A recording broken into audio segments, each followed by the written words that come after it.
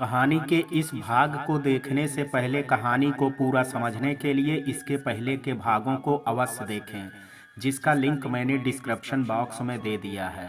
तो चलिए मित्रों, देर ना करते हुए कहानी का ये भाग शुरू करते हैं। अगली सुबह कपिल ने अपनी बात के अनुसार एक काम वाली को लेकर के घर आ गया। उसे देख करके तो जैसे शकुंतला जी के दिल को बड़ी ठंडक पहुंची। कपिल ने अपनी माँ से कहा कि माँ, इनका नाम ज्योति है और ये आज से हमारे घर का सारा काम करेंगी, लेकिन रात के 8 बजे के बाद ये अपने घर चली जाएंगी और फिर अगले दिन सुबह के 7 बजे से काम में आ जाएंगी। इससे हमारे घर के रूटीन में भी कोई दिक्कत नहीं आएगी और फिर आपको किसी की ज़रूरत का एहसास भी नहीं होगा। ज्योति बहुत कम उम्र की थी और ये देख करके शकुंतला जी बहुत खुश थी कि इसे तो मैं डांट डांट करके अपने सारे काम कराऊंगी और काम में भी कमी निकाल करके पैसे भी कम दूंगी, पर अपने बेटे से पूरे पैसे लूंगी। जतिन और जूही अभी भी अपने कमरे में सो रहे थे। अब जतिन और जूही दोनों को ही पढ़ाई का बहुत डिस्टर्ब हो रहा था। जतिन 2 दिनों से कॉलेज नहीं गया था और जूही भी 2 दिनों से स्कूल नहीं गई थी, लेकिन कपिल वक्त पर अपनी ऑफिस आज पहुंच गया था। कपिल के जाते ही शकुंतला ने अपनी मनमानी ज्योति के साथ शुरू कर दी। ज्योति धीरे धीरे घर में रखी सभी चीजों के बारे में जान रही थी कि कौन सी चीज कहाँ पर रखी हुई है। एक एक करके ज्योति ने सारे घर को अच्छे से देख लिया और अब वो अपने काम में लग गई। काम के बीच में ही शकुंतला जी ने उसे परेशान करना शुरू कर दिया। अरे ज्योति, मेरे लिए थोड़ा मसाले वाली चाय बना करके लाना, आज तबीयत थोड़ा ठीक नहीं है। ज्योति उस वक्त घर की सफाई में लगी हुई थी, पर फिर भी ज्योति ने अपने काम को बीच में ही छोड़ करके शकुंतला जी के लिए चाय बनाई। थोड़ी देर बाद शकुंतला ने फिर ज्योति को पुकारते हुए कहा कि अरे ज्योति, थोड़ा मेरे कमर में गुनगुने तेल से मालिश तो कर देना, बड़ा दर्द हो रहा है।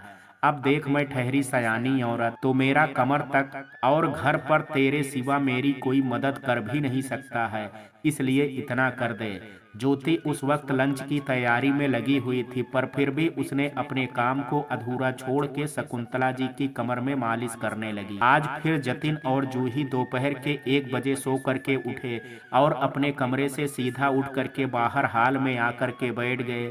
जूही ने जैसे ही ज्योति को देखा तो उसके मुंह से एकदम ही निकल गया कि ओह माय गॉड, पापा ने नई मम्मी ला ही ली क्या। ये सुन करके सब जूही की तरफ घूर करके देखने लगे। तभी शकुंतला ने जूही को डांटते हुए कहा कि अरे वो हमारे घर की काम वाली है, ज्योति नाम है उसका, आज ही आई है। तुझे तो हर जगह बस मम्मी ही मम्मी दिखती हैं। जूही को जैसे ही पता चला कि उसके पापा ने एक मेड रख ली है तो जूही के मन में लड्डू फूटने लगे कि अब वो अपने सारे काम अपनी माँ की जगह इस ज्योति से करवाएगी और अपने इशारे पर उसे नचाएगी। जूही ने तुरंत ज्योति से बड़ी बदतमीजी से बोला कि सुनो मेड, मेरे लिए चाय बना करके ले आओ और हाँ, कल से मेरी चाय तुम मेरे बेड पर आ करके पहुंचा देना। वो क्या है ना कि मुझे बेड टी की आदत है, तो कल से वक्त से बेड टी ले आना। और सुनो, लंच में हक्का नूडल्स बना देना मेरे लिए, और बाकी लोगों का मुझे पता नहीं। इतना कह करके जूही टीवी देखने लगी। ज्योति ने जूही की बदतमीजियों को चुपचाप बर्दाश्त कर लिया और उसके लिए अलग से लंच बनाने लगी। थोड़ी ही देर में लंच बन करके रेडी हो गया और सब मिल करके खाने भी लगे। खाना तो तीनों ने ऐसे खाया जैसे कई दिनों के भूखे हों, पर इतना अच्छा खाना खाने के बाद भी शकुंतला और जूही अपनी आदत से बाज नहीं आए और ज्योति को ताना मारते हुए बोले कि खाना ठीक ठाक बना लेती हो, पर कल से और अच्छा बनाने की कोशिश करना, वरना हमें दूसरी ज्योति लाने में वक्त नहीं लगेगा। ज्योति अभी भी शकुंतला और जूही की बदतमीजी को बर्दाश्त कर रही थी। ज्योति को काम करते हुए अब कपिल के घर में 1 हफ्ते पूरे हो गए थे, लेकिन इन 1 हफ्ते में शकुंतला और जूही ने ज्योति के नाक में दम कर रखा था। फिर एक दिन वही हुआ जिसका इंतजार शायद शकुंतला जी को तो बिल्कुल भी नहीं था। शकुंतला जी ने सोचा कि आज बाहर जा करके कुछ चटपटा खा करके आती हूँ, इसलिए उन्होंने अपने बटुए से पैसे निकालने की सोची। पर जैसे ही शकुंतला जी ने अपना बटुआ खोला तो उनकी आंखें फटी की फटी रह गई। उनके बटुए में जहां हजारों रुपए थे, अब वहां पर 1 रुपया का सिक्का भी नहीं बचा था। और ये देख करके शकुंतला जी को हार्ट अटैक आते आते रह गया। लेकिन उनका बीपी बहुत बढ़ गया और वो जोर जोर से पागलों की तरह चिल्लाने लगी, हाय राम, मेरे पैसे चोरी हो गए। शकुंतला जी की आवाज सुन करके सब उनके कमरे में भागे भागे आए। और आज संडे का दिन था तो कपिल घर पर ऑफिस का काम कर रहा था। जूही टीवी देखने का और ज्योति सब के लिए नाश्ता बनाने में लगी थी। लेकिन आज जतिन अपने दोस्तों के साथ बाहर पार्टी करने गया हुआ था, इसलिए वो आज घर पर नहीं था। अपनी माँ को ऐसे चिल्लाते हुए देख करके कपिल थोड़ा परेशान हो गया और उसने अपनी माँ से कहा कि क्या हुआ है माँ, आप ऐसे क्यों चिल्ला रही हैं। तब शकुंतला जी ने कहा कि अरे मैं तो लुट गई, मैं तो बर्बाद हो गई, मेरे सारे पैसे चोरी हो गए। पैसे चोरी की बात सुन करके जूही बहुत घबरा गई कि शायद उसने और जतिन ने मिल करके जो उस दिन दादी के बैग से पैसे निकाले थे, उनके बारे में शायद दादी को आज पता चल गया है। ये जान करके जूही के तो पसीने निकलने लगे कि अगर गलती से भी ये बात पापा को पता चल गई कि वो पैसे मैंने और भैया ने मिल करके चुराए हैं, तो आज भैया भी यहाँ नहीं है और उसके हिस्से की मार भी मुझे ही खानी पड़ेगी। अब मैं क्या करूं। कपिल ने कहा कि आप ये क्या बोल रही हैं माँ, हमारे घर में चोरी, ये नहीं हो सकता।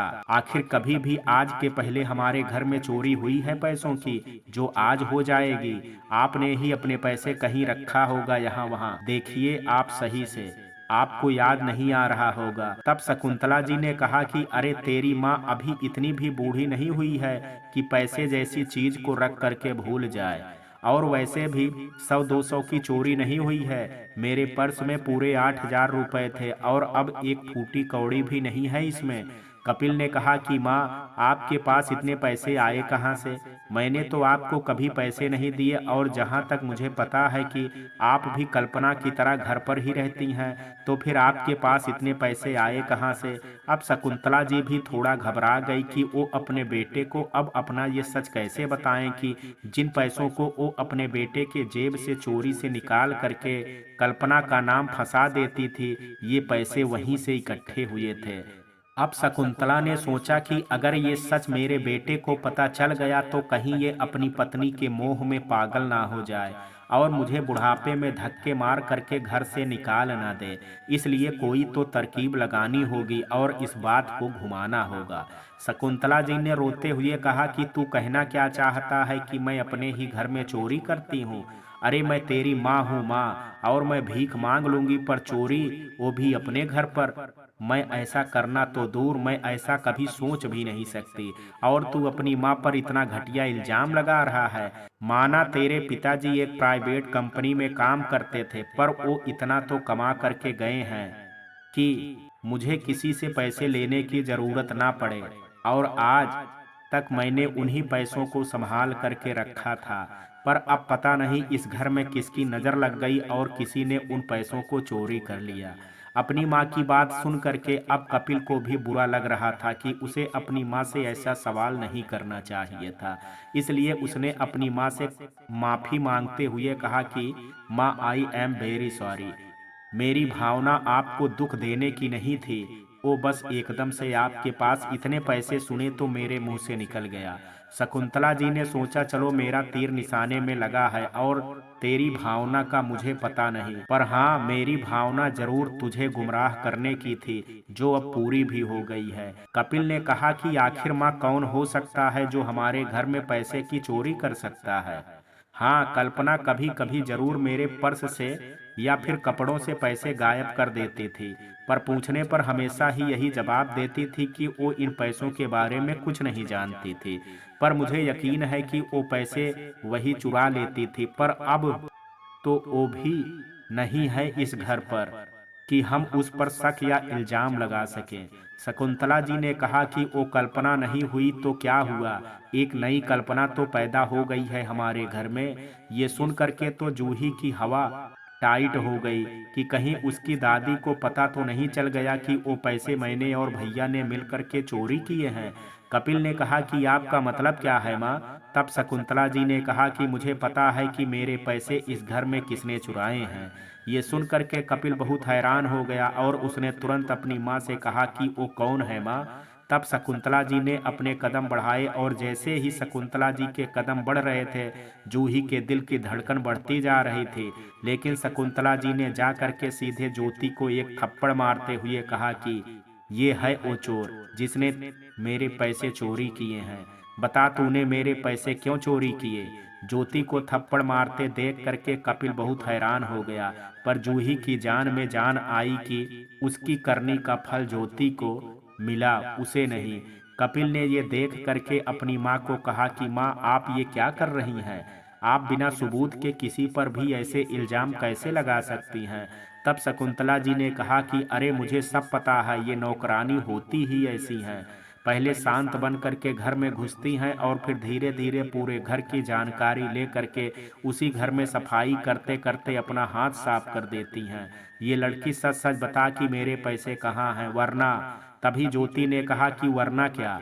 शकुंतला जी को ज्योति के यूं पलट करके जवाब देने पर और भी ज्यादा गुस्सा आ गया और उसने कहा कि एक तो चोरी, ऊपर से सीना चोरी। रुक, मैं तुझे बताती हूँ। और इतना बोल करके जैसे ही शकुंतला जी ने ज्योति पर दूसरा थप्पड़ मारने के लिए अपना हाथ उठाया ही था कि वैसे ही ज्योति ने शकुंतला जी का हाथ बहुत ही मजबूती के साथ पकड़ लिया और इतना जोर से पकड़ा कि अब शकुंतला जी के हाथ में दर्द होने लगा। और उन्होंने कहा कि देख ज्योति, तू अच्छा नहीं कर रही है। मैं कह रही हूँ कि छोड़ दे मेरा हाथ, वरना पुलिस को फोन करके तुझे इतने डंडे मरवाऊंगी कि तू कभी बिस्तर से उठने के लायक नहीं रहेगी। शकुंतला जी की बात सुन करके ज्योति बहुत जोर से हंसने लगी और उसने कहा कि तूने क्या मुझे अपनी तरह बेवकूफ समझ रखा है क्या। जो तू बोलेगी वो मैं चुपचाप सुनती जाऊंगी। साला, तुम लोगों ने हम काम वाली को समझ के क्या रखा है। हम गरीब हैं तो हम किसी को कोई भी इल्जाम सुन लेंगे। हम दूसरों के घर में उनके जूठे बर्तन धोते हैं तो उनकी लात मार सब खा लेंगे। तू सुन, आज मैं तेरे को तो ये सच बता दूं कि इस देश के विकास के साथ साथ इसमें रहने वाले लोगों का भी विकास बड़ी तेजी से हो रहा है। फिर वो चाहे दुनिया सबसे बड़ा बिजनेसमैन हो या फिर एक एक काम वाली। पर शायद तुम लोग छोटी सोच वाले लोगों का विकास या तो बहुत ही धीमी गति के साथ हो रहा है या फिर हो ही नहीं रहा है। तो पहले का जमाना था जब दूसरों के घर में काम करने वाले नौकरानियां अपने मालिक की चप्पलें खाती थी, पर आज जमाना बदल गया है, साथ में हम काम वाली भी अब अपने मालिक के इशारे पर नहीं नाचते हैं, बल्कि अपने इशारों पर उन्हें नचाते हैं। हमारे घर कभी आ करके देखो, हम जैसा खाना खाते हैं ना, तुम लोग तो साला हफ्ते भर में एक ही खाना खाते होगे और उसके बाद भी पूरा महीना उसका हिसाब करते हो। और हम लोग जैसे कपड़े पहनते हैं ना, तुम लोग तो साला हम लोग से पुराने कपड़े पहन करके बाहर घूमते रहते हो। हमारी किस्मत तुम लोग जैसी हो या ना हो, पर जिंदगी तुम लोगों से लाख गुना बेहतर जीते हैं हम लोग। अरे जिस दिन से इस घर पर आई हूँ तो घर के काम कम, तेरे और तेरे पोती ये जो अभी ढंग से बड़ी भी नहीं हुई है उसके नखरे उठाते उठाते मैं तो थक गई। अरे क्या तूने मुझे अपनी बहू और तेरी पोती ने मुझे क्या अपनी माँ समझ के रखा हुआ है, जो आर्डर पर आर्डर मारते जाओगे और मैं जी जी करके तुम्हारा हुक्म मानती जाऊंगी। मैं ज्योति हूँ, लोगों के घर में उनके काम करती हूँ, उनकी जी हुजूरी नहीं। कपिल को ज्योति की बात पर उतना गुस्सा नहीं आ रहा था जितना कि ज्योति के बार बार कल्पना के बारे में बोल करके। उसने एकदम से ज्योति से कहा कि बस करो तुमने अपनी बात कह ली ना, जो भी मन में था बोल लिया ना। अब अपने काम के पैसे लो और यहाँ से चलती बनो। ज्योति ने कहा कि हाँ हाँ, मैं वैसे भी इस घर में अब एक पल भी नहीं रुकना चाहती। जहाँ एक औरत ही दूसरी औरत की दुश्मन बन करके बैठी हो, जहाँ एक मर्द के होते हुए भी किसी औरत की बेइज्जती हो रही हो, उस घर में तो काम करने से अच्छा है कि मैं भीख मांग करके खा लूं। कपिल ने तुरंत ज्योति के एक हफ्ते के काम के 3,000 रुपए निकाल करके उसे देते हुए कहा कि ये लो अपने पैसे काम के, और अगर कम हो तो बता दो, मैं और दे दूंगा। कपिल की बात सुन करके ज्योति इतना तो जान गई थी कि कपिल के अंदर अहम कूट कूट करके भरा हुआ है और शायद यही कारण है कि कपिल का न सिर्फ घर बल्कि उसमें रहने वाले लोग भी ऐसे ही हैं। ज्योति ने भी सोच लिया था कि वो कपिल को भी जवाब देने में पीछे नहीं रहेगी और उसने कपिल से कहा कि आप मुझे 1 हफ्ते के काम की मेरी कीमत तो दे देंगे, पर मेरी जो आज इंसल्ट हुई है आप वो कहाँ से लौटा पाएंगे। जो थप्पड़ आपकी माँ ने मेरे गालों पर मारा है वो थप्पड़ की क्या कीमत आप चुकाएंगे। अरे आपकी माँ की वजह से मुझ पर चोरी का इल्जाम लग चुका है, ये इल्जाम आप मेरे दामन से कैसे हटा पाएंगे। ज्योति की बात सुन करके कपिल को और भी ज्यादा गुस्सा आने लगा। वो समझ चुका था कि ज्योति उसे बातों ही बातों में क्या बोलना चाह रही है, इसलिए कपिल ने बात को खत्म करते हुए कहा कि तुम अब अपने पैसे लो और जाओ यहाँ से। तभी ज्योति ने कहा कि भले आपके पास मेरे सवालों के जवाब कोई ना हो, पर जो सवाल आपने मुझसे पूछा है उसका जवाब तो मैं जरूर आपको दे करके जाऊंगी। आपने कीमत तो मेरे काम की सही दी है, पर यह कीमत उस शांति के आगे बहुत छोटी है जो मैंने 1 हफ्ते आपके घर में रह करके आपकी माँ और आपके बच्चों की वजह से खोई है। और आप अगर इसके लिए मुझे इसका चौगुना पैसा भी देंगे ना, तो भी वो मेरे लिए बहुत कम है, क्योंकि आपकी माँ और बच्चों को झेल पाना मेरे तो क्या किसी के भी बस के बाहर है। पता नहीं इस घर की बहू अपनी सास, अपने बच्चे और अपने घमंडी पति को कैसे ही संभालती होगी। तभी कपिल ने कहा कि बस करो तुम और अब जाओ यहाँ से।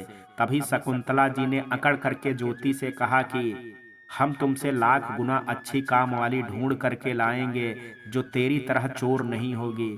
तभी ज्योति ने भी ताव के साथ शकुंतला जी को जवाब देते हुए कहा कि ओ मैडम, ये ज्योति का इलाका है, यहाँ कोई भी बाई बिना मेरी खबर के ना तो किसी के घर में काम करती है और ना ही आती है। इसलिए अब तू भी मेरी ये बात कान खोल करके सुन ले कि मेरे रहते इस घर में कोई काम वाली काम करने नहीं आएगी।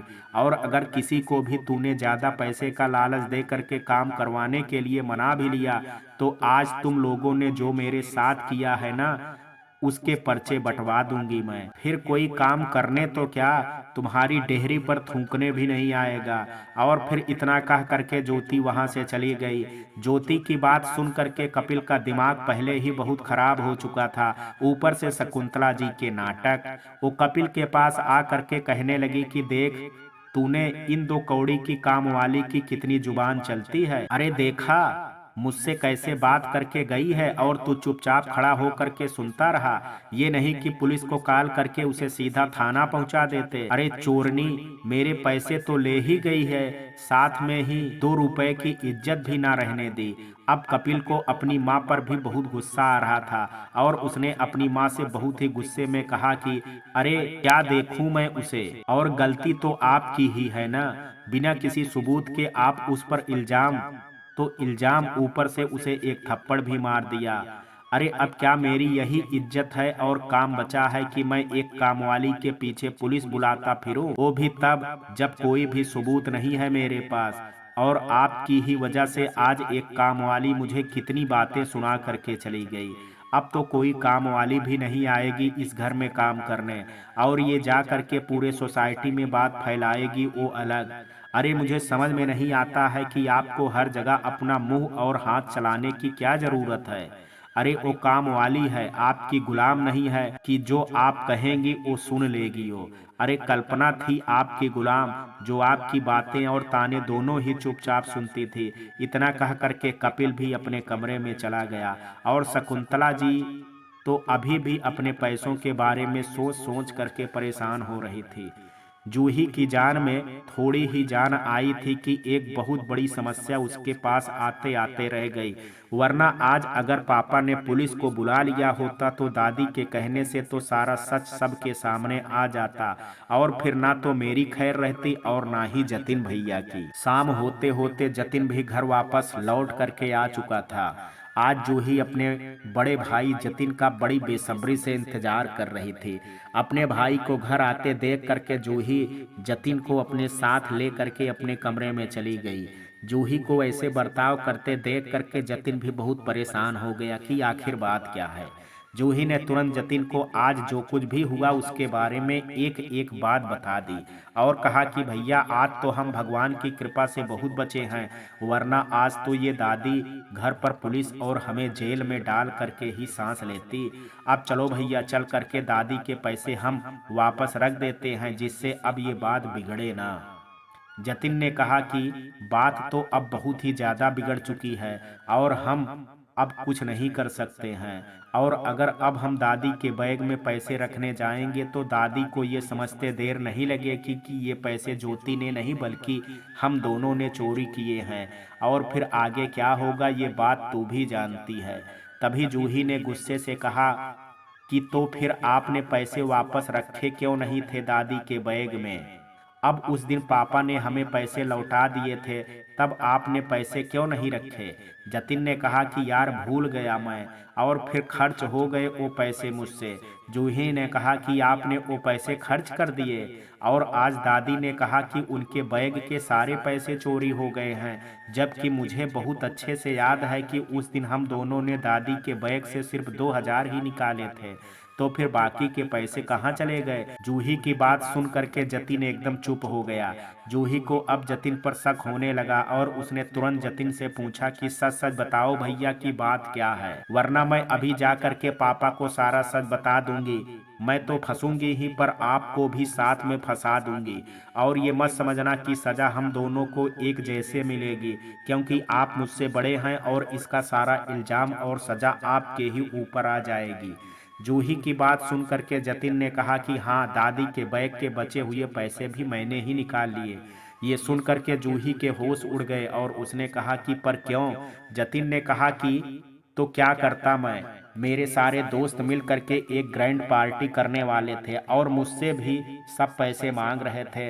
मैंने पापा से 2 बार बोला तो उन्होंने साफ मना कर दिया कि काम वाली के घर आ जाने से उनके बजट में फर्क पड़ रहा है, इसलिए वो अब फिजूल खर्ची के लिए पैसे नहीं देंगे।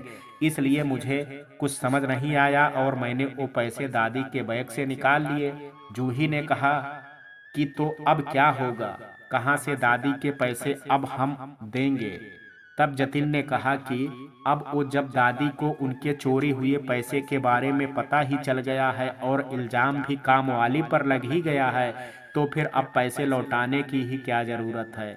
अब दादी हमेशा हमेशा के लिए उन पैसों को भूल जाएं। और वैसे भी तुझे क्या लगता है कि दादी के पास इतने पैसे कहाँ से आए होंगे? अरे वो सच नहीं बता रही हैं, पर हो या ना हो उन्होंने भी ये पैसे या तो पापा के जेब से चोरी किए होंगे या फिर जब दादाजी जिंदा थे तब उनके पैसे चोरी किए होंगे, क्योंकि हर औरत की यही फितरत होती है, अपने पति के पैसे चोरी करके उन्हें अपना बना लेना, क्योंकि वो तो कमाती है नहीं, इसलिए यही करती हैं घर रह कर करके। और वैसे भी मैंने कहीं सुना था कि चोर के घर पर चोरी करना चोरी नहीं कहलाती है। अब काम वाली के चले जाने से सबको बहुत ही बुरा होने लगा था, या फिर ऐसा कहें कि कल्पना के घर छोड़ते ही सबकी जिंदगी बेरंग हो गई थी। कपिल अब देर रात तक काम में फंसा रहता और सुबह देर से ऑफिस जाता, जिसकी वजह से उसकी इमेज ऑफिस में दिनों दिन खराब होने लगी थी।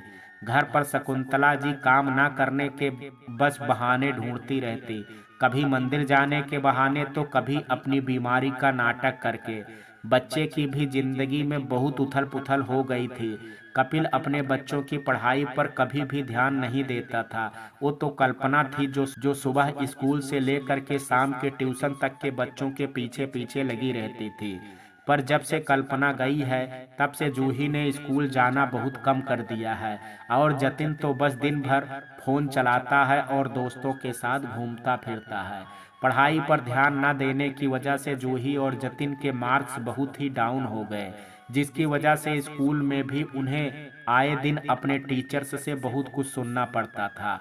अब तो दोनों ही बच्चे अकेले में बैठे बैठे अपनी माँ के बारे में सोचते कि अगर मम्मी होती तो शायद हमें ये सब नहीं सुनना पड़ता। मम्मी हमारा सारा काम चुटकियों में कर देती थी। काश मम्मी वापस आ जाए और हमारे हिस्से की पढ़ाई भी कर लेती। कल्पना के बच्चों को उसकी याद तो आ रही थी, पर सिर्फ उसके काम और जी हुजूरी के लिए। इसके अलावा उनकी माँ कैसी हैं, कहाँ हैं, वो ठीक हैं या नहीं, इस बात की ना तो बच्चों ना ही सास और ना ही पति को चिंता थी। पर अब वो वक्त आने वाला था जब कल्पना अपनी सोच को आकार देने वाली थी। कल्पना को गए अब 2 महीने हो चुके थे और उसके जाने से उसके घर की हालत बहुत ही ज्यादा खराब हो चुकी थी। जो लोग कल्पना को अपने घर की एक वस्तु से ज्यादा और कुछ नहीं समझते थे, अब उन्हें भी धीरे धीरे कल्पना की कमी का एहसास हो रहा था। इस बीच कपिल को भी कल्पना के काम की बहुत याद आई थी। उसकी हर जरूरत का सामान बिना कपिल के कहे कल्पना उनके हाथों तक पहुंचा देती थी, जिससे न सिर्फ कपिल का काम कम हो जाता था बल्कि कल्पना उसके हिस्से का काम करके उसका वक्त भी बचाती थी। पर कपिल का अहम उसे हर बार कल्पना के इस ख्याल से उसे बहुत दूर कर देता था। कल्पना के घर में अब सबको उसकी याद तो आ रही थी, पर कल्पना की नहीं बल्कि उसके काम की। इधर अमृता के घर पर 2 महीने रह करके दिन रात एक करके आखिर कल्पना ने इंग्लिश सीख ही ली। सुबह से उसके टीचर आ करके उसे इंग्लिश पढ़ाते और बाकी का अमृता ऑफिस से आने के बाद कल्पना को अभ्यास करा करके उसे इंग्लिश सिखाती। और फिर एक दिन कल्पना ने अपना सामान पैक किया और अमृता के पास गई। ये देख करके अमृता ने बड़ी हैरानी से कहा कि आप ये बैग लेकर के कहाँ जा रही हैं दीदी? कल्पना ने कहा कि अपने घर अमृता। अमृता ने कहा कि पर अभी तक आपने पूरी तरह से इंग्लिश सीखी नहीं है, ये तो बस। तभी कल्पना ने अमृता की बात को बीच में ही रोक करके कहा कि मुझे इंग्लिश का सिर्फ ज्ञान चाहिए था, जो कि मुझे मेरे टीचर और तुमसे मिल चुका है। और फिर अब मुझे अपने घर भी जाना चाहिए क्योंकि वहाँ मेरी ज़रूरत ज़्यादा है। और वैसे भी मैंने इतनी इंग्लिश तो सीख ही ली है कि मैं अपने बच्चे और पति की अकल को ठिकाने ला ही सकती हूँ। कल्पना की बात सुन करके अब अमृता को भी लगा कि उसे अब अपनी बहन को जाने से नहीं रोकना चाहिए, क्योंकि कोई भी आपके घर मेहमान बन करके आता है, उसका जाना तो बहुत अखरता है, पर उसका जाना भी उतना ही जरूरी होता है। इसके बाद अमृता ने बहुत ही प्यार से अपनी बहन कल्पना को गले लगाया और कहा कि बेस्ट ऑफ लक दीदी। तभी कल्पना ने अमृता को टोकते हुए कहा कि हिंदी भाषा का क्या हुआ है तेरी? तभी अमृता ने हंसते हुए कहा कि ओह सॉरी दी, मैं तो भूल ही गई थी। भगवान आपका साथ दे आपके हर मोड़ पर। कल्पना ने भी मुस्कुराते हुए कहा कि जय श्री कृष्णा, और फिर वहां से अपने घर और एक नए सफर के लिए निकल गई। इधर कल्पना के घर में आज बहुत जोरों का तमाशा लगा हुआ था।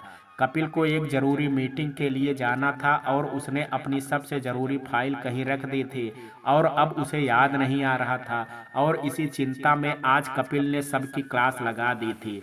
अपनी माँ, बच्चे सभी पर कपिल जोर जोर से चिल्ला रहा था और सभी खामोश हो करके कपिल के साथ उस फाइल को ढूंढने में लगे हुए थे। तभी अचानक से कल्पना ने अपने घर के दरवाजे की डोरबेल बजाई। जूही ने जा करके दरवाजा खोला और सामने कल्पना को देख करके जोर से चिल्लाई, पापा मम्मी घर आई हैं। कल्पना घर के अंदर प्रवेश करने लगी कि तभी कल्पना के पति कपिल ने उससे कहा कि रुक जाओ, खबरदार जो इस घर में अंदर आने की कोशिश की। कपिल का गुस्सा फाइल को लेकर के पहले ही बहुत ज्यादा था, ऊपर से कल्पना की एंट्री ने कपिल के गुस्से में 4 चांद लगा दिए थे। कपिल का ये गुस्सा देख करके भी कल्पना ने कोई रिएक्शन नहीं किया और अंदर हाल में आ करके पास रखे सोफे पे जा करके सुकून से बैठ गई। कल्पना की ऐसी हरकत और हिम्मत देख करके कपिल को बहुत गुस्सा और बाकी सबको बड़ी हैरानी हुई कि कपिल के मना करने के बाद भी कल्पना ने कपिल की बात नहीं सुनी। कपिल गुस्से से कल्पना के पास गया और उसने कल्पना से कहा कि तुझे सुनाई नहीं देता कि मैंने तुझसे क्या कहा है? अपने कान क्या तुम अपनी बहन के घर पर ही भूल करके आ गई हो, जो मेरी बातें तुम्हें सुनाई नहीं पड़ रही हैं? मैंने कहा कि तुम अभी इस वक्त मेरे घर से बाहर निकल जाओ, वरना मैं तुम्हें धक्के मार करके घर से बाहर निकाल दूंगा। Get out from here. तभी कल्पना ने कहा कि no never, this is not only your house, it's our house because I am your wife. Kalpana के इतना कहते ही कपिल, जूही, जतिन और शकुंतला जी के तो होश ही उड़ गए कि कल्पना ने इतनी इंग्लिश कहाँ से सीख ली। खैर कल्पना ने जो कहा था वो कपिल, जूही और जतिन को तो समझ में आ गया था, पर शकुंतला जी बहुत चिंता में थी। आखिर इंग्लिश में कल्पना ने उनके बेटे को क्या जवाब दिया, ये उन्हें कैसे पता चला।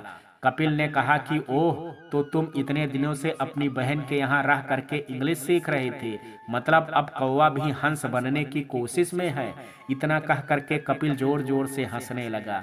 तभी कल्पना ने कहा कि क्यों नहीं कपिल जी, जब एक कोयल कौवा की तरह काली होकर के अपनी पहचान बना सकती है, तब तो हंसों से कौवा काला ही होता है। उसे तो उनके बीच अपनी पहचान बनाने की भी जरूरत नहीं पड़ेगी।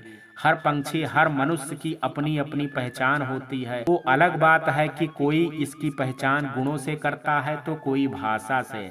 कल्पना ने पहली बार कपिल को पलट करके न सिर्फ जवाब दिया बल्कि उसके अहम पर भी वार किया था, जिसके बाद न सिर्फ कपिल की हंसी रुक गई बल्कि वो खुद कल्पना के इस बर्ताव को देख करके हैरान रह गया। लेकिन कपिल जिस रुतबे को अपने सर घर वालों के सामने बना करके रखता था, आज उस पर कल्पना ने पलटवार किया था, जो कि कपिल के अहम के बर्दाश्त के बाहर था। इसलिए कपिल ने एक बार फिर बड़े ताव से कल्पना को घूर करके कहा कि तुम इस घर से जा रही हो या मैं धक्के मार करके निकालूं तुम्हें। तभी कल्पना ने कपिल की भी आंख में आंख डाल करके बहुत ही अकड़ के साथ कहा कि किस हक से आप मेरा हाथ पकड़ करके मुझे इस घर से भी धक्के मार करके निकालना चाहते हैं। कल्पना का कपिल को ऐसे पलट करके जवाब देना कपिल और बाकी सबको भी बड़ी हैरानी में डाल रहा था। पर अब कपिल और कल्पना के बीच में एक जंग छिड़ गई थी, जिसे कपिल हर हाल में कल्पना से जीतना चाहता था। और इसलिए कपिल ने ताव दे करके कल्पना से कहा कि तुम्हारे पति होने के हक से अभी और कुछ जानना है तुम्हें कि मैं एक पति होने के हक से तुम्हारे साथ और क्या क्या कर सकता हूँ। इस बार कल्पना ने भी उसी तेवर में कहा, कपिल को जवाब देते हुए कहा कि अगर आप मेरे पति हैं तो इस नाते मैं आपकी पत्नी, और आपकी पत्नी होने के नाते इस घर पर मेरा भी उतना ही हक है जितना कि आपका। इसलिए इस घर में आप तो क्या, मुझे कोई भी नहीं निकाल सकता है। कपिल ने कहा तो ठीक है, मैं तुम्हें तलाक दे देता हूँ, तब तो तुम मेरी पत्नी नहीं रहोगी और तब तो मैं तुम्हें इस घर से निकाल ही सकता हूँ। कल्पना ने कहा कि आप शायद विदेशी पढ़ाई करते करते हमारे देश के कानून को तो भूल ही गए हैं पतिदेव, कि तलाक होने तक भी पति और पत्नी को कम से कम 6 महीने तक एक ही छत के नीचे रहना होता है। तो इस हक से आप मुझे 6 महीने तक तो इस घर से नहीं निकाल सकते और उसके बाद मैं खुद ही ये घर छोड़ करके चली जाऊंगी। कल्पना ने कपिल से ये जंग जीतने की बहुत कोशिश की थी, पर कल्पना ने आज पहली बार कपिल को हार का मजा चखा दिया था, जिसके बाद तो कपिल का चेहरा गुस्से से लाल हो चुका था। अपने बेटे की ऐसी बेइज्जती देख करके शकुंतला जी से रहा नहीं गया और वो भी इस जंग में बीच में कूद पड़ी और उन्होंने कल्पना को ताना मारते हुए कहा कि जब तुझे इस घर से इतना ही प्यार था तो ये घर छोड़ करके गई ही क्यों थी, और जब एक बार छोड़ करके चली गई थी तो फिर वापस क्यों आई। अब बारी शकुंतला जी की थी तो कल्पना उन्हें भी जवाब देने से आज पीछे नहीं रही। कल्पना ने कहा कि क्या मैंने जाने से पहले आपसे ऐसा कहा था कि मैं ये घर छोड़ करके जा रही हूँ, या फिर कोई लेटर लिख करके गई थी जिसमें ये लिखा था कि मैंने ये घर छोड़ दिया है? नहीं ना, तो फिर आप मुझ पर ऐसे इल्जाम कैसे लगा सकती हैं कि मैं ये घर छोड़ करके चली गई थी? अरे मैं 19 साल से इस घर में रह रही हूँ और फिर इस घर की पूरी जिम्मेदारी उठा रही हूँ, तो मैं भी थक गई थी इन सब से, और इसलिए मैं किसी पराये मर्द के साथ भाग करके नहीं गई थी, बल्कि अपनी बहन के घर कुछ दिनों की वैकेशन पर गई थी। और जहाँ तक मुझे याद है कि मेरी बहन ने आपके बेटे को कॉल करके मेरे आने की इन्फॉर्मेशन दे दी थी। कल्पना के मुंह से इंग्लिश के इतने कठिन वर्ड्स सुन करके घर में सभी हैरान थे, पर कल्पना थी कि आज रुकने का नाम ही नहीं ले रही थी। कल्पना का हाव भाव देख करके कपिल समझ गया कि कल्पना की बहन ने इसको पट्टी पढ़ा दी है, इसलिए ये इतना फुदक रही है। अभी इससे बात करना ठीक नहीं है। पहले मैं अपनी मीटिंग खत्म कर लूं, इसके बाद मैं इससे भी निपट लूंगा और तब तक इसका ये भूत भी उतर जाएगा। कपिल ने अपनी माँ की तरफ देखा और कहा कि माँ, अभी मुझे मीटिंग के लिए बहुत लेट हो रहा है, इसलिए मैं ऑफिस जा रहा हूँ। बाद में आकर के इस मुसीबत से निपटता हूँ। इतना कह करके कपिल बाहर की तरफ जाने लगा। तभी कल्पना ने कपिल को रोकते हुए कहा कि मुझे निपटाने की जल्दी में कम से कम अपने इम्पोर्टेंट फाइल तो अपने साथ लेकर के जाइए, वरना मीटिंग में क्या मेरे बारे में सबको बताएंगे। और तभी कल्पना ने टेबल के नीचे से कपिल के इम्पोर्टेंट फाइल उठा करके उसके हाथ में दे दी। फाइल को देख करके कपिल के चेहरे पर सुकून से भरी स्माइल आ गई। पर ये फाइल कल्पना ने उसे ढूंढ करके दी थी, इस बात की खुन्नस कपिल को अभी भी थी। पर मीटिंग और फाइल बहुत जरूरी थी, इसलिए कपिल ने कल्पना के हाथ से फाइल ली और बिना कुछ बोले वहां से चला गया। कपिल के जाते ही कल्पना ने अपने बच्चों की तरफ देखा और उसकी आंखें नम हो गई, क्योंकि कल्पना अपने बच्चों से बिना देखे मिले और यहाँ तक कि बिना एक पल भी बात किए पूरे 2 महीने दूर रही थी। लेकिन वो जानती थी कि अभी भी उसके बच्चों के मन में उसके लिए ना तो इज्जत आती होगी और ना ही प्यार। वो आज भी मुझे उसी अनपढ़ गंवार माँ की नज़र से देख रहे होंगे। इसलिए मुझे अपनी भावनाओं को थोड़ा काबू में करना होगा और संयम से काम लेना होगा, तभी मैं अपने मकसद में कामयाब हो पाऊंगी। इसके बाद कल्पना ने किसी से बात नहीं की और चुपचाप अपने कमरे की तरफ चली गई। कमरे में जाते ही कल्पना ने कमरे को अंदर से बंद कर लिया और मुंह दबा करके जोर जोर से रोने लगी कि उसके बच्चे उसकी आंखों के सामने हैं, वो भी इतने दिनों के बाद। पर वो उन्हें जी भर करके गले भी नहीं लगा सकती है, क्योंकि अगर कल्पना ने ऐसा किया तो इससे बच्चे ये समझ जाएंगे कि उनकी माँ आज भी उतनी ही कमज़ोर है जितनी कि यहाँ से जाने के पहले थी, और फिर वो कभी भी कल्पना की बात के महत्व को नहीं समझ पाएंगे। जी भर रो लेने के बाद कल्पना ने अपने कमरे की हालत देखी तो उसे बड़ी हैरानी हुई कि उसके पति ने कमरे की बहुत ही बुरी हालत कर रखी थी। कहीं भी जूते पड़े थे, कहीं भी कपड़े। कल्पना ने अपने आंसू पोंछे और फिर तुरंत ही साफ सफाई में लग गई।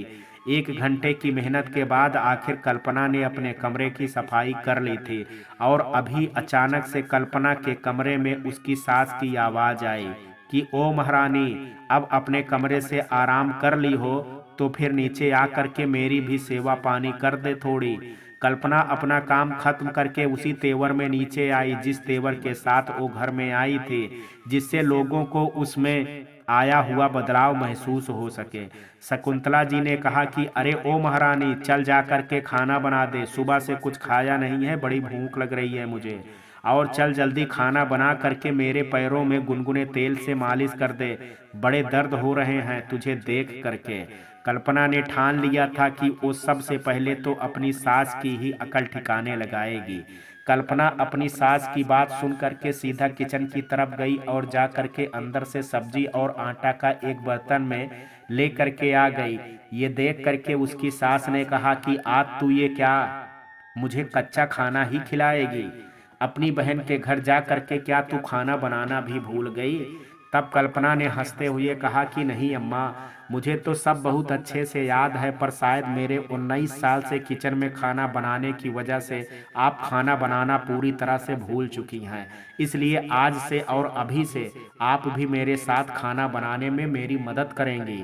आप यहाँ से सब्जी काट करके और आटा लगा करके मुझे देंगी, तब जा करके मैं इस सब्जी को पकाऊंगी और गरम गरम रोटी बना करके आपको खिलाऊंगी, जिससे पूरे दिन कुर्सी में बैठने की वजह से मैं आपके पैरों में जो दर्द होता है ना, मुझे देख करके वो होना बंद हो जाएगा, और साथ ही साथ आप खाना बनाना भी सीख जाएंगी, क्योंकि आपके बेटे ने ही अभी कहा है ना कि मुझे 6 महीने में तलाक दे करके घर से बाहर निकाल देंगे, वो भी धक्के मार करके।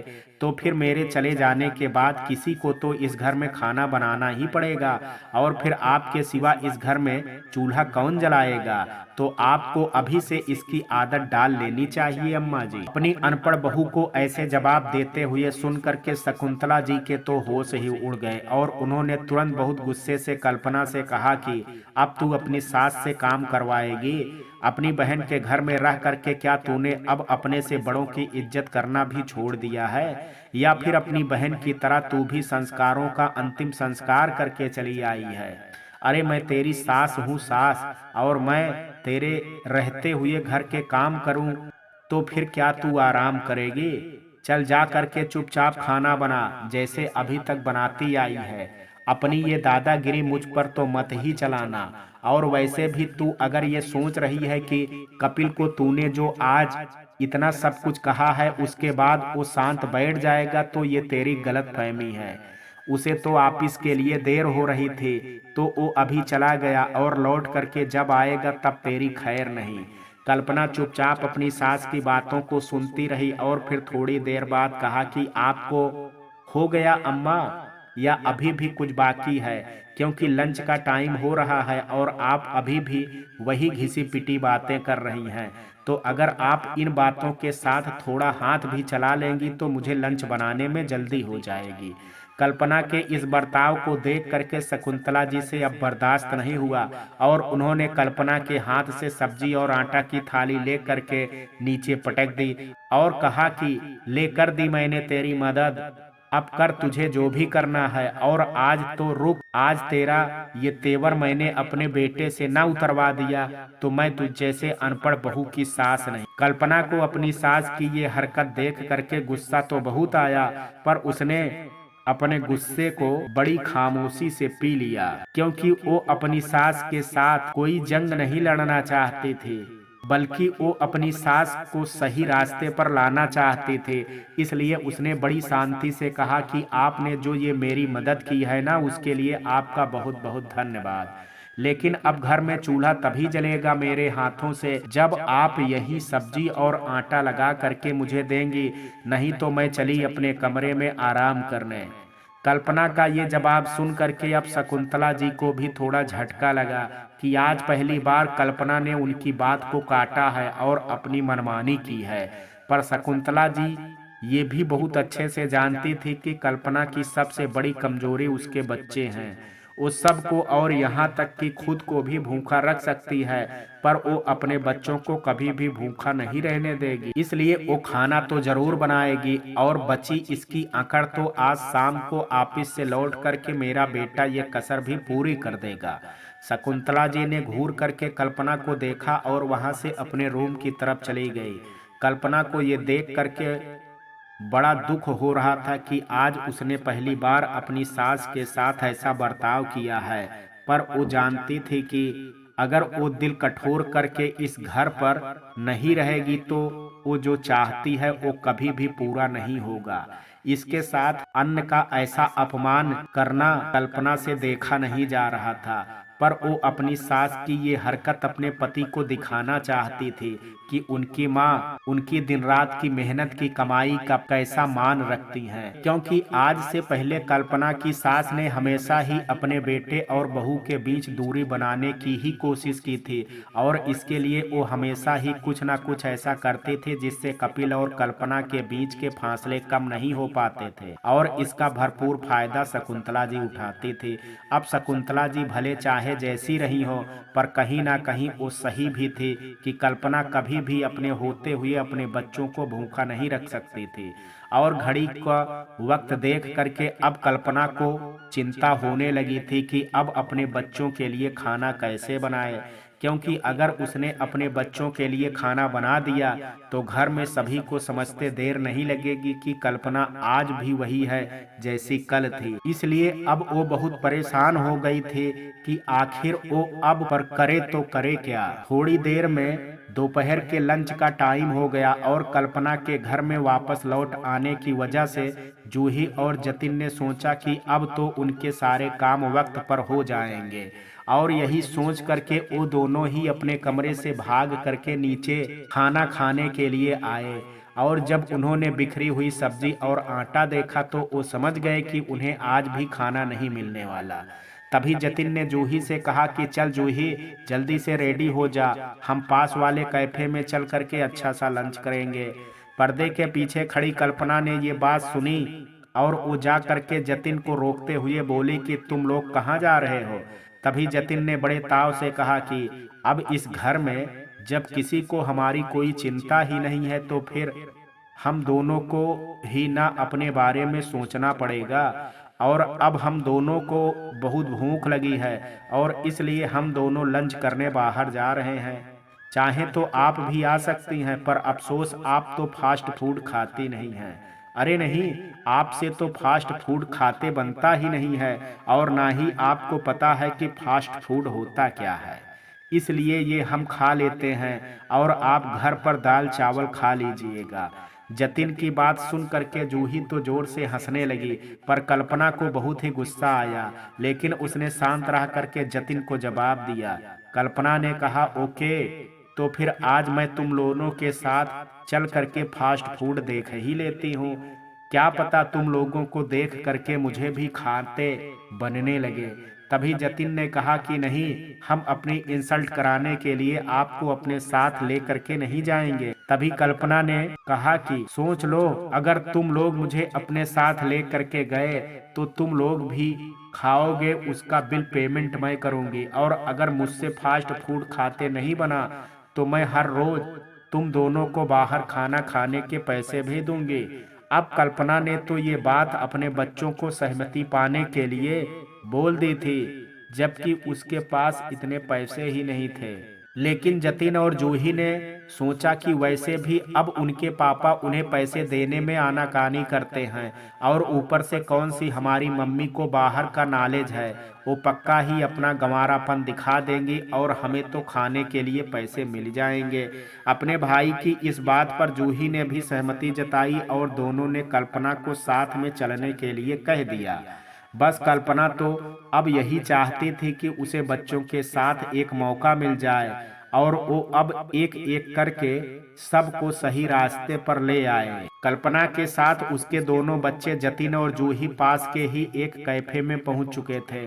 जतिन और जूही अंदर ही अंदर बहुत खुश थे कि जो आज अपनी माँ को अच्छा सबक सिखाएंगे कि मॉडर्न होना कोई आसान बात नहीं है, क्योंकि कल्पना के बच्चे ये बात अच्छे से जानते थे कि कल्पना आज तक कभी कैफे तक में नहीं गई है और ऊपर से फास्ट फूड कल्पना ने तो कभी नाम तक इसका नहीं सुना है और बोलने की तो बात ही दूर है, तो इनको खाने का तरीका तो बहुत दूर की बात। दूसरी तरफ कल्पना इस बात से ही बहुत खुश थी कि उसे अपने बच्चों के साथ आज बाहर आने का मौका मिला। कैफे पहुंच करके कल्पना के बच्चों ने कल्पना के साथ अपना गेम शुरू कर दिया। उन्होंने कल्पना से कहा, तो लो मम्मी, हम आ गए हैं कैफे में, चलिए आज हम दोनों आपकी पसंद का कुछ खाना चाहते हैं, इसलिए आज आप वेटर को खुद ब खुद ही ऑर्डर दे दीजिए। क्यों, ठीक है ना जूही? जूही अपने भाई जतिन का प्लान समझ चुकी थी, इसलिए उसने भी कहा कि हाँ, मुझे मंजूर है। फिर मेनू देते हुए जूही ने अपनी माँ से कहा कि लीजिए मम्मी, इसे पढ़ करके खुद ऑर्डर करिए, पर जरा ध्यान से पढ़िएगा, इसमें सारी डिश इंग्लिश में लिखी हुई है, कहीं आपके लिए थोड़ी मुश्किल ना हो जाए। जूही और जतिन कल्पना का मजाक हर बात पर उड़ा रहे थे। उन्हें अपनी माँ को नीचा दिखाने में या फिर उसकी कमजोरी का मजाक बनाने में बहुत मजा आता था और आज भी वो दोनों अपनी माँ के साथ वही कर रहे थे। कल्पना को अपने बच्चों की ये हरकत देख करके अंदर ही अंदर खुद पर बहुत गुस्सा आ रहा था कि उसने कैसी औलाद को जन्म दिया है जो अपनी माँ की इज्जत नहीं कर सकती, वो अपने समाज और देश का भला कैसे ही करेंगे। कल्पना ने जतिन और जूही की नीयत को अच्छे से भांप लिया था, पर फिर भी उसने अपने बच्चों से कुछ नहीं कहा और जूही से मीनू ले करके उसे देखने लगी। जूही धीरे से अपनी चेयर को जतिन के पास खिसका करके बैठ गई और दोनों ने आपस में ही फुसफुसा करके फुसुर शुरू कर दिया।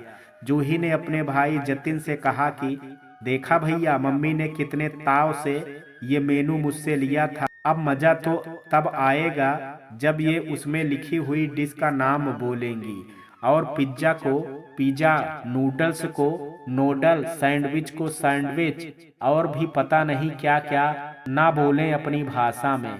हा हा हा।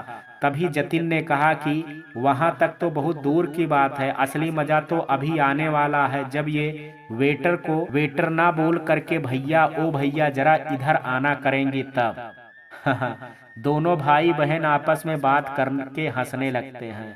कल्पना दबे कानों से दोनों की बातों को चुपचाप सुन रहे थे। उसका मन तो बहुत कर रहा था कि वो अपने बच्चों को दो दो धर दे चांटे। उसका तो मन कर रहा था कि वो अपने बच्चों को दो धर के चांटे मार दे और असली मजा दिला दे, पर वो जानती थी कि उसके बच्चे अब इससे बहुत आगे निकल चुके हैं। पर उसकी कोई भी मार उसके बच्चों को सही रास्ते पर नहीं ले जा सकती है, बजाय सबक सिखाने के। तभी कल्पना ने वेटर को देख करके उसकी तरफ इशारा करते हुए कहा कि excuse me, please come here. Waiter तुरंत वहां आया और उसने कहा yes ma'am, how may I help you. Kalpana ने कहा please take my order. Waiter ने कहा of course ma'am, tell me what do you want. Kalpana ने कहा one regular size pizza and one plate hakka noodles and cold coffee. और तभी अपने बच्चों की तरफ देख करके कहा एनीथिंग एल्स। जूही और जतिन की आंखों के साथ साथ इतना बड़ा मुंह खुला हुआ था कि उन्हें सुनाई ही नहीं दे रहा था कि उसकी माँ उनसे क्या कह रही हैं। तभी कल्पना ने अपने बच्चों को ताना मारते हुए कहा कि शायद इनका पेट मेरी इंग्लिश सुन करके ही भर गया है, इसलिए ये जवाब नहीं दे रहे हैं। आप मेरे लिए इतना सब ले आइए और कुछ जरूरत होगी तो I will call you. Waiter वहां से कल्पना का ऑर्डर लेकर के चला गया और इधर जतिन और जूही ने जैसे तैसे करके खुद को संभाला और खुद का खुला हुआ मुंह बंद किया। तभी धीरे से आ करके जूही ने अपने भाई से कहा कि ये कौन सा जादू हो गया जो मम्मी से इतनी इंग्लिश आ गई है। क्या एक बार मैं इंग्लिश बोलूं?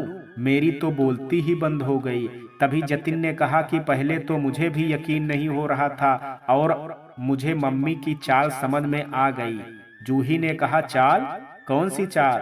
तभी जतिन ने कहा कि अरे मम्मी को अभी भी कोई इंग्लिश नहीं आती है, ये तो मम्मी ने रात भर बैठ करके इंग्लिश के दो चार शब्द रट लिए होंगे, बिल्कुल दादी की तरह।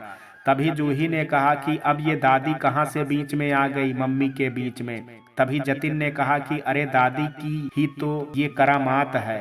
जूही ने कहा कि मुझे कुछ समझ में नहीं आ रहा है, आप क्या बोलना चाहते हो? जतिन ने कहा कि तुझे याद है कि दादी हमसे कभी कभी इंग्लिश में बात किया करती हैं? जूही ने कहा हाँ। जतिन ने कहा कि तूने सोचा नहीं कभी कि दादी तो माँ जितनी भी पढ़ी लिखी नहीं है, वो तो काला अक्षर भैंस बराबर हैं, फिर उसे कहाँ से इतनी इंग्लिश आती है? जूही ने कहा कि हाँ, कहाँ से? जतिन ने कहा कि वो यहाँ से कि वो अपनी सहेली के घर जा करके उनकी पोती से इंग्लिश में कुछ कुछ शब्द सिखाने को कहती हैं और फिर सही से वो ये सब रट करके आ जाती हैं और हमारे सामने इंग्लिश बोलने का नाटक करती हैं। वैसे उन्होंने यही मेरे जन्मदिन पर किया था, मुझे विश करके।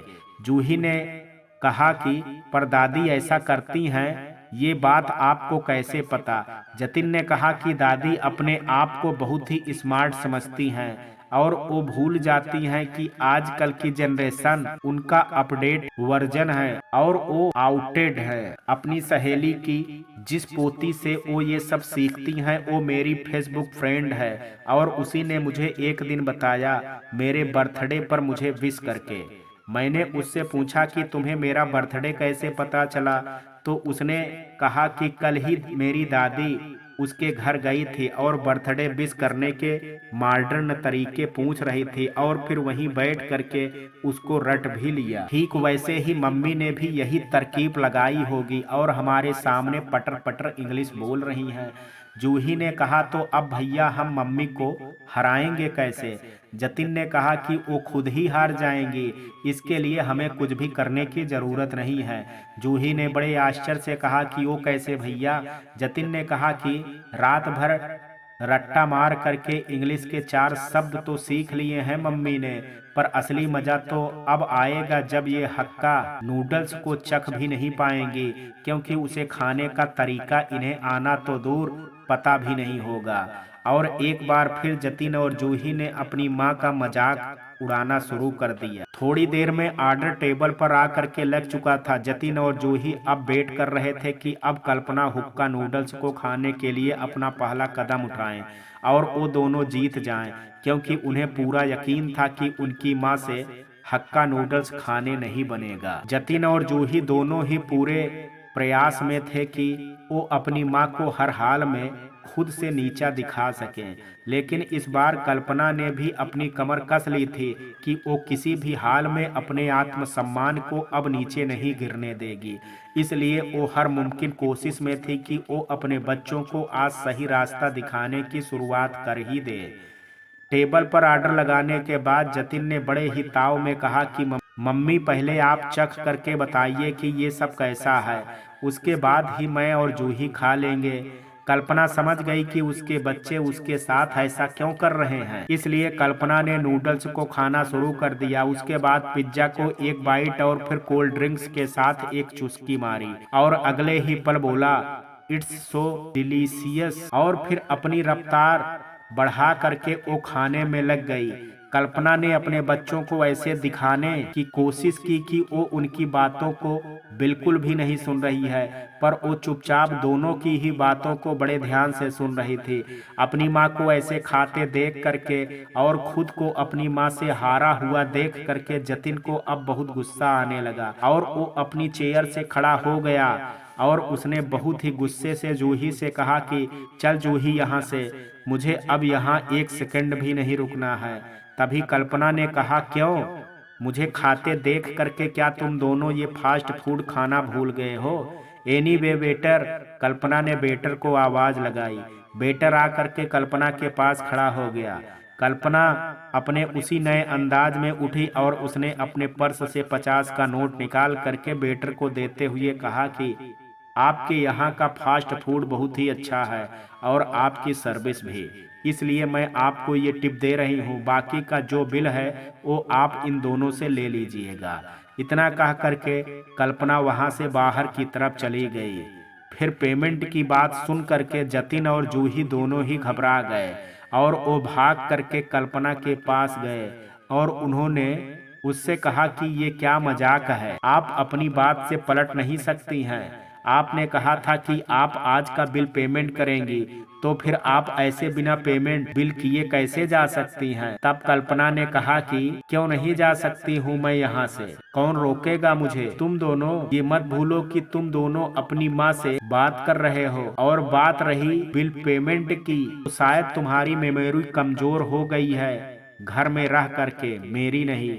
मैंने ये कहा था कि अगर मुझसे बाहर कैफे में फास्ट फूड खाते नहीं बना तो मैं न सिर्फ आज का बल्कि हर रोज का तुम दोनों का बिल पेमेंट करूंगी। लेकिन जो भी मैंने किया उसे देख करके मुझे नहीं लगता है कि अब मुझे कोई भी बिल पेमेंट करने की जरूरत है। तो अब तुम दोनों करो बिल पेमेंट, मैं तो चली घर। तभी परेशान होकर के जतिन ने कहा कि पर हम कहाँ से देंगे इतने पैसे? कल्पना ने कहा कि ये तो शर्त लगाने से पहले सोचना चाहिए था तुम दोनों को। तब तो तुम दोनों को लग चुका था कि तुम दोनों ही सबसे स्मार्ट हो, बाकी तुम्हारे सामने वाला तो बेवकूफ है, इसलिए अपनी बेवकूफी को अंजाम भोगो तुम दोनों। मैं तो अब जा रही हूँ, बहुत खा लिया है, अब नींद आ रही है मुझे तो। तभी जूही ने गुस्से से कल्पना से कहा कि कैसी माँ हैं आप? अरे आप अपने बच्चों के साथ ऐसा कैसे कर सकती हैं? अरे आप में और सौतेली माँ में फिर फर्क ही क्या बचा है? कल्पना को अब जूही की बात सुन करके बहुत गुस्सा आ गया और वो चाह करके भी खुद को रोक नहीं सकी और उसने जूही से कहा कि अच्छा, जब एक औलाद अपनी माँ का हर जगह अपमान करे, उसका मजाक उड़ाए, तब वो औलाद सही है, और जब एक माँ अपने लिए स्टैंड ले तो वो गलत है। क्यों?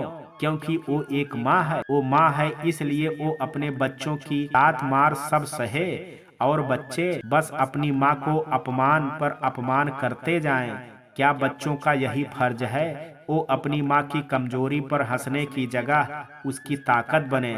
आज अगर तुम्हारी माँ तुम्हारी सोच से आगे निकल गई है तो तुम दोनों ने अपनी सगी माँ को सौतेली माँ के साथ उसकी तुलना कर दी, और यही काम जो कि तुम दोनों मेरे साथ हर रोज करते हो और आज भी कर रहे हो, अगर मैं भी तुम्हारी तुलना सौतेले बच्चों से कर दूं तब। और तुम दोनों जो ये आंकड़ मुझे दिखा रहे हो ना, मुझे पता है कि तुम्हें बिल पेमेंट करने पर ये गुस्सा नहीं आ रहा है, बल्कि इस बात पर आ रहा है कि तुम्हारी अनपढ़ गंवार माँ को इतनी इंग्लिश और ये सब का ज्ञान कहाँ से मिल गया। अब तुम दोनों हर वक्त मेरा मजाक कैसे उड़ा पाओगे। कल्पना की बात सुन करके जतिन और जूही दोनों ही नजरें झुका लिए, लेकिन कल्पना की आंखों में आज वो गुस्सा था जिससे वो अपने बच्चों से आज खुल करके अपनी बात कह पा रही थी। और तभी कल्पना ने अपने दोनों बच्चों को 500 की नोट देते हुए कहा कि बहुत अफसोस हो रहा है ना तुम दोनों को कि तुम दोनों आज अपनी अनपढ़ गंवार माँ से हार गए हो, पर सच कहूँ तो आज मुझे जीत करके भी तुम दोनों से ज्यादा अफसोस हो रहा है कि मैं अपने बच्चों से ही जीत गई, जिन्हें मैंने जन्म दिया है, जिन्हें अपनी माँ के सिवा और कोई भी अपनी चाल चलने और उसका मजाक उड़ाने के लिए नहीं मिला।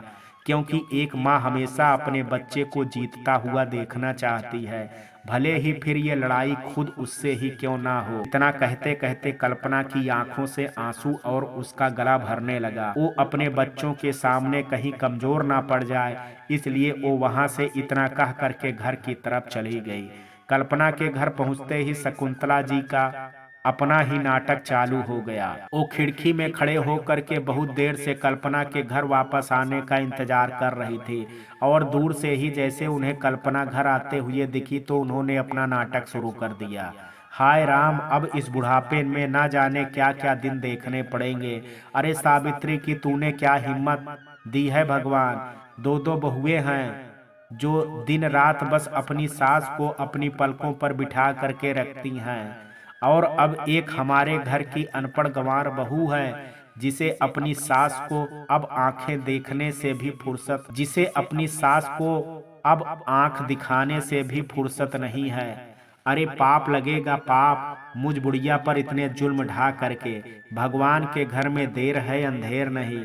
कल्पना बहुत अच्छे से जानती थी कि उसकी सास ये सब उसे देख करके कह रही हैं, पर अब कल्पना ने भी ठान लिया था कि वो अपने पति को उनकी माँ की हकीकत दिखा करके ही रहेंगी, क्योंकि कल्पना की सास ने हमेशा ही अपनी जी जान लगा करके मेहनत की थी कि वो कपिल के दिल में कभी भी कल्पना के लिए प्यार तो क्या हमदर्दी भी पैदा ना होने दें, और इसके लिए उन्होंने हमेशा ही एक से बढ़ करके एक चालें चली थी।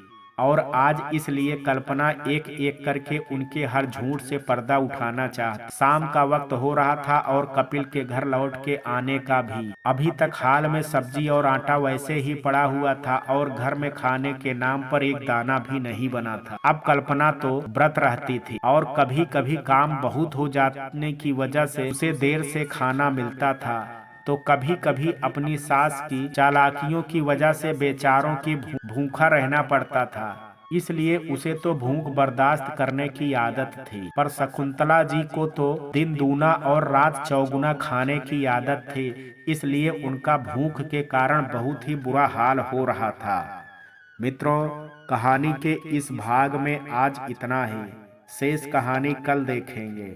कहानी का ये भाग आपको कैसा लगा, आप अपनी राय मुझे कमेंट बॉक्स में ज़रूर दीजिएगा। वीडियो पसंद आया हो तो वीडियो को लाइक शेयर, अगर चैनल पर पहली बार विजिट कर रहे हैं तो कृपया चैनल को सब्सक्राइब करना ना भूलें।